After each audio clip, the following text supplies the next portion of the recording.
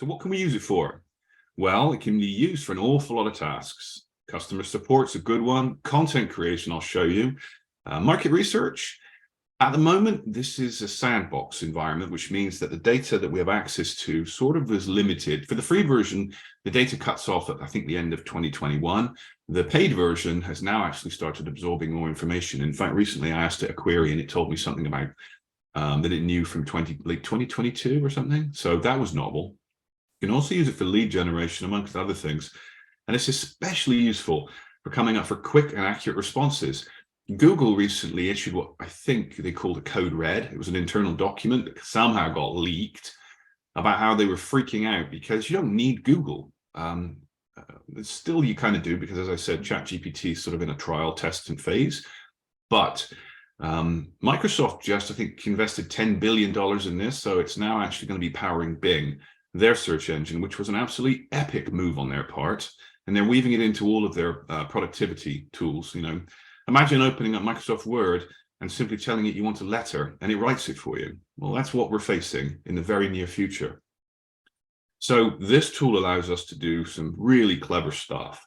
Basically, what we're looking at is that this, for the first time in my entire career, and I've been working with computers since the early 70s, 1970s. I was young, single digits, actually. Wrote my first software when I was 9, 7, 8, 9, something like that. And I started playing around with AI back then, and that's what sort of pulled me into computer science and databases and along the way. But it's taken it's taken just shy of 50 years for us to have this sort of monumental shift. And it has really, really shifted the game and the playing field in the last little while. And what happens next is so exciting. So exciting, anyway, is to me. So here's some of the things we're going to actually ask ChatGPT today. Because the idea here is this is a general purpose language tool that has access to the kind of data that is mind-blowing.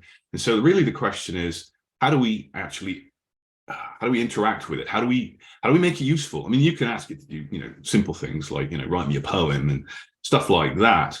But how are we going to be able to use it for your line of work? And I thought to myself, well, there's a series of good questions and we'll see what we can come up with. So I thought, well, why don't I ask ChatGPT how I can use it to grow my real estate investing business? And there's one question we're going to ask. And then I thought, well, how can I use it to conduct property analysis? That's an interesting concept. See, what a lot of people don't realize is that this particular AI is a master of massive data analysis. Now, not necessarily data that is structured. Most people can think of structured data like a spreadsheet. But you imagine being given literally trillions and trillions of pieces of information all poured into a big bucket with no apparent structure and no way for us to be able to find anything. And this is basically needle in a haystack analysis. And you can give that to ChatGPT and go, find me, or say, analyze and tell me what you see, or whatever. I did something similar recently, and I literally copied an entire website, and I gave it this huge chunk of, vile looking text. There was no structure to it. You couldn't read it. It meant nothing. And I gave it to the AI, and I said, find me all the email addresses. And it just went zip. And in literally less than 2 seconds, it started producing a list of all the email addresses through unstructured data. Mind-blowing. Now, how can we use it for real estate investment market research? That one's a fun one. And, just some obvious ones. I'm thinking, well, maybe you might want to use it to sort of try and explain it. Because one of the things this tool's really good at is taking extremely complex information and making it, being able to restructure it for other people. For instance, you could say, I'm suggesting we do this for your line of work, but you could say, explain quantum mechanics to a 6-year-old. And it will take something that is literally rocket science level and break it down. Or you could say, take quantum mechanics and explain it to me as if I'm a 15-year-old or a 20-year-old or whatever, grade 7, grade 10. You can do the same things with anything. It takes complex situations and analysis and breaks it down and gives it to you in lots of different ways. By the way, it also does this in, I don't know how many languages. I haven't really tested that yet, but it will translate. Now, this is where it gets interesting. It is essentially it's like your sidekick, and it's a really cool sidekick. Right now, this is costing ChatGPT, the professional, the plus version, which I sign up for.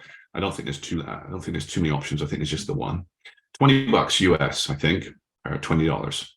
So for $20 a month, you have this always on, always available general assistant. And instead of having to hire somebody to write your next blog post or write your next tweet or analyze and draw up the SEO and the search engine optimize this, that, and the other, which I will show you, you can just say, do this, ChatGPT, and it'll have it done literally before you blink.